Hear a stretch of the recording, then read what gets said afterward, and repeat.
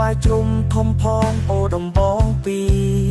ទួលវិញសង្កែស្នេហ៍ស្រុងស្របផងខេត្តបាត់ដំបងចងចិត្តជីវីផ្លែឈើធម្មជាតិស្រែស្រូវសំភីត្រីសាច់ជាទីនិយមពិសាអវត្តកំណប់កុំស្អប់ពីស្នាលើហើយវេថាមិនប្រែសាវាក្រួយស្វាយដងមានខ្នុលចាំវាចាហូបហើយសន្យាថាមិន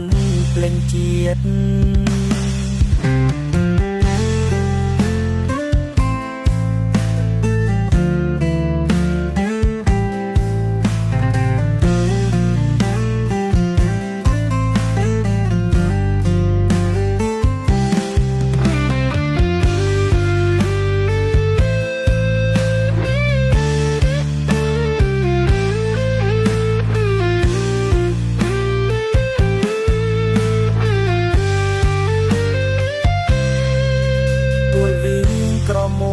កំឡងសង្ហា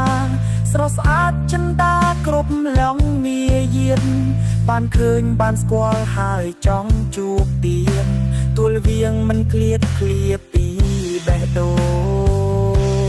ងអវត្តកំណប់កុំស្អប់ពីស្នេហ៍ផ្លូវហើយវេថាមិនប្រែសាវាក្រួយស្វាយដងមានខ្នុលចាំវាចាហូបហើយសន្យាថាមិនភ្លេចជាតិ